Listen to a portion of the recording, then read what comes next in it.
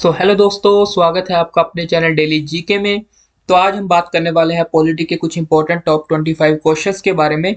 आज हम पार्ट 1 के बारे में बात करेंगे, इसके बाद पार्ट 2 भी जल्द आएगा। तो चलिए शुरू करते हैं। जो हमारा पहला क्वेश्चन है वो आता है कि which among the following is true regarding amendment of the constitution with provisions which affect the federal character of the constitution. मतलब इनमें से नीचे कही गई बातों में कौन सी बात सत्य है हमारे कॉन्स्टिट्यूशन के अमेंडमेंट को लेकर। They can be amended bye a simple majority, ये एक सिंपल मेजोरिटी के साथ भी अमेंड हो सकता है। They can be amended bye 2/3 majority of both of the house of the parliament. मतलब ये 2/3 मेजोरिटी जो राज्यसभा और लोकसभा दोनों हाउसेज से मिलकर अमेंड हो सकता है। या they can be amended bye not only 2/3 majority of the parliament but also ratification by the at least half of the state. मतलब ये सिर्फ ना ही 2/3 मतलब दो हाउसेज की मेजोरिटी के साथ होगा, बल्कि इसके लिए अलग से स्टेट की भी एक रेटिफिकेशन की जरूरत पड़ेगी, या D all of correct. So इसका जो राइट आंसर है दोस्तों वो है हमारा option C. They can be amended by not only a 2/3 majority of the parliament but also ratification by at least one half of the state. Free and compulsory education to all children from 6 to 14 years age was made a fundamental right by which of the following amendment? निम्नलिखित कौन सी amendment के दौरान free और compulsory जो education है 6 से 14 वर्ष के बच्चों के लिए फंडामेंटल राइट्स में डाली गई है? आपके ऑप्शन है 82, 83rd, 84th या 86 अमेंडमेंट। तो इसका जो राइट आंसर है वो है ऑप्शन डी, 86 अमेंडमेंट के दौरान 6 से 14 वर्षों के लिए फ्री एजुकेशन को फंडामेंटल राइट्स में डाला गया है। Which among the following is correct regarding directive principle, DPSP जो होते हैं हमारे, इसमें से कौन सा कथन इसके सत्य है? ये पॉजिटिव इंजंक्शंस होते हैं, नेगेटिव इंजंक्शंस होते हैं, जस्टिफाइएबल इंजेक्शंस होते हैं, या नन ऑफ द अबव। तो हमारा जो इसका करेक्ट आंसर है वो है ऑप्शन ए, ये पॉजिटिव इंजेक्शंस होते हैं। अगला आता है कि sir Edwin Montagu and viceroy Lord Chelmsford are related to which of the following. मतलब जो सर एडविन मोंटेगू थे और जो वाइसरॉय लॉर्ड चेम्सफोर्ड थे वो इनमें से किस एक्ट के साथ संबंध रखते हैं? Option A government of India act 1858, option B government of act 1909, option C government of India act 1919 या option D government of India act 1935। So इसका जो राइट आंसर है दोस्तों वो होगा ऑप्शन सी, 1919। तो अगला क्वेश्चन आता है दोस्तों, in which of the following month Qaumi Ekta week और national integration week is celebrated every year. निम्नलिखित में से किस मंथ में क्वामी एकता वीक या national integration week is celebrate किया जाता है? अक्टूबर में, नवंबर में, दिसंबर में या जनवरी में? सो इसका जो राइट आंसर है दोस्तों वो ऑप्शन बी, नवंबर में। Who call the Indian people as a single people living under a single imperium derived from a single source. ये बात किसने कही है? जवाहरलाल नेहरू, वल्लभ भाई पटेल जी ने, doctor B are Ambedkar ji ने या महात्मा गांधी ने? सो इसका जो राइट आंसर है दोस्तों वो है ऑप्शन है, जवाहरलाल नेहरू जी ने ये बात कही थी। फिर आता है which among the following article was inserted in the Indian constitution bye 42nd amendment 1976 in preview of India being a signatory of Stockholm conference of 1972। जो ये इंडियन कॉन्स्टिट्यूशन में 42nd अमेंडमेंट के दौरान इस कौन से आर्टिकल को डाला गया था? इसमें आर्टिकल 45, आर्टिकल 47, आर्टिकल 47A या आर्टिकल 48A? सो इसका जो राइट आंसर है दोस्तों वह है option D, article 48A। Article 48 है क्या? यह है कि article 48 lay down the directive, मतलब DPSP for protection and improvement of environment and safeguard of the forest and the wildlife. मतलब जो 48A हमारा आर्टिकल है वो उसमें इन्वायरमेंट को सुरक्षित रखने के लिए डीपीएसपी के अंडर आता है। मतलब इसमें स्टेट गवर्नमेंट अपने आसपास के जंगलों और वाइल्ड लाइफ को अच्छा और सही सुथरा साफ सुथरा रखती है।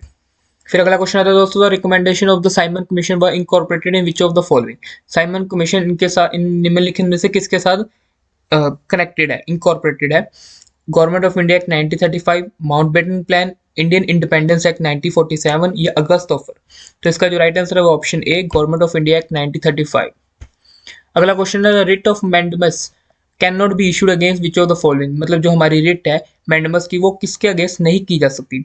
A private individual, president of India, state governors या ऑल ऑफ द अबव? तो इसका जो राइट आंसर होगा दोस्तों वो होगा option D, all of the above. अगला क्वेश्चन आता है, who enquires into the doubt and dispute in connection with election of the president.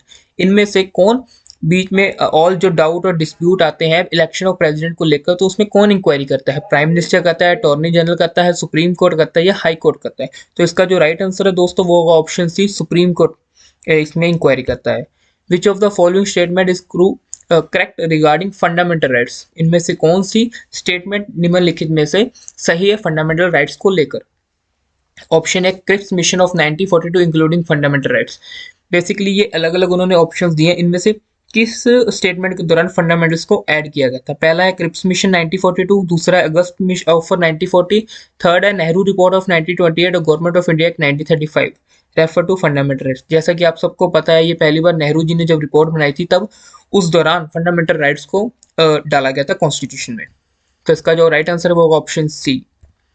According to which article constitution of executive power of the union is vested in the president?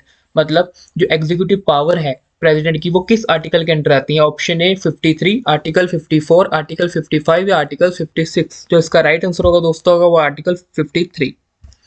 फिर आ गया था which of the following statement are correct with respect to the role of cabinet? इसमें से कौन सी statement correct है role of cabinet को लेकर? It is the highest decision making authority, it is the chief policy formulating body, it is the chief coordinator of central administration या all of the above? इनमें से कौन सा कथन सही है रोल ऑफ कैबिनेट को लेकर कि ये बहुत ही हाईएस्ट डिसीजन मेकिंग एक अथॉरिटी है, ठीक है, और आगे चीफ पॉलिसी फॉर्मुलेट बॉडी है या ऑल ऑफ द अबव है? तो इसका जो राइट आंसर है दोस्तों वो option D, all of the above. फिर आ जाता है who is the chairman of parliamentary affair committee? जो हमारी पार्लियामेंट्री अफेयर्स कमेटी होती है इसके चेयरमैन कौन है? Prime minister, finance minister, home minister या स्पीकर? तो दोस्तों chairman of parliamentary affairs committee है होम मिनिस्टर, इसके चेयरमैन होते हैं।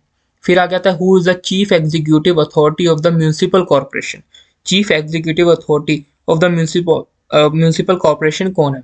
Mayor, municipal commissioner, IAS officer या नन ऑफ द अबव? तो इसका जो राइट आंसर है दोस्तों वो ऑप्शन बी, म्यूनिसिपल कमिश्नर। फिर आ जाता है विच amendment empower the state to make special provision for the advancement of socially and economically backward classes? मतलब इनमें से किस अमेंडमेंट के दौरान एक स्पेशल प्रोविजन बनाई गई थी इकोनॉमिकली और सोशली बैकवर्ड क्लासेस के लिए? Option A first amendment act 1951, Chhathi amendment जो 1956 में हुई थी, नौवीं अमेंडमेंट जो 1960 में हुई थी या 14वीं अमेंडमेंट जो 1962 में हुई थी? तो इसका जो राइट आंसर है दोस्तों वो option A, first amendment act 1951। फिर आगे आता है who appoint the chairman of estimate committee? जो एस्टीमेट कमेटी है उसके चेयरमैन किनके द्वारा अपॉइंट किए जाते हैं? तो आपके ऑप्शन है president, prime minister, speaker of Lok Sabha या चेयरमैन ऑफ लोकसभा? तो इसका जो राइट आंसर है दोस्तों वो है option C, speaker of Lok Sabha. फिर आगे आता है which of the following has the right to seek the opinion of supreme court on the question of law? मतलब किसके पास ये राइट है सुप्रीम कोर्ट का ओपिनियन लेने के लिए अगर उसको लॉ के बारे में अगर कोई भी क्वेश्चन उसके माइंड में आता है? तो आपके ऑप्शन है any member of Rajya Sabha, president, prime minister या हाई कोर्ट। तो ये बात याद रखिएगा, सिर्फ ये पावर प्रेसिडेंट के पास है कि उसको अगर लॉ के रिगार्डिंग कोई भी क्वेश्चन अगर माइंड में आता है तो वो सुप्रीम कोर्ट की मदद ले सकता है। Which of the following subject were transferred to the concurrent list from the state list by 42nd Amendment Act 1976? 42वीं amendment जो 1976 में हुई थी इस दौरान किस सब्जेक्ट को कॉन्करेंट लिस्ट से हटाकर स्टेट लिस्ट में डाला गया था? आपके ऑप्शन है एजुकेशन, फॉरेस्ट या सी वेट या D all of the above? तो इसका जो राइट आंसर है दोस्तों वो है option D, all of the above. आपका 20वां क्वेश्चन आता है कि who appointed that the emergency power of president in a fraud with constitution? इनमें से किन्होंने कहा था कि जो emergency power of the president है ये एक फ्रॉड है विद कॉन्स्टिट्यूशन? तो इसके ऑप्शन है B N Rau, H N Kunzru या option C K M Munshi या option D K M Nambiar? तो इसका जो राइट आंसर है दोस्तों वो है option D, K M Nambiar. इसमें आप देख सकते हैं कैसे इन्होंने कंफ्यूज करने के लिए के एम 2 बार दिया हुआ है, तो आपको पूरा नाम याद रखना है के एम नंबियर। फिर आ गया था which article of the constitution impose a duty on the centre to ensure that the government of every state is carried on accordance with the provision of the constitution? मतलब which article of the constitution impose, इनमें से किस article के द्वारा duty impose की गई थी centre के ऊपर टू इंश्योर करने के लिए कि गवर्नमेंट ऑफ एवरी स्टेट है carried according with the provision of, मतलब कॉन्स्टिट्यूशन की प्रोविजन के अनुसार हर स्टेट गवर्नमेंट चल रही है कि नहीं चल रही है? तो आपके ऑप्शन है आर्टिकल 352, आर्टिकल 353, आर्टिकल 354 या आर्टिकल 355? तो इसका जो राइट आंसर है दोस्तों वो ऑप्शन डी 355।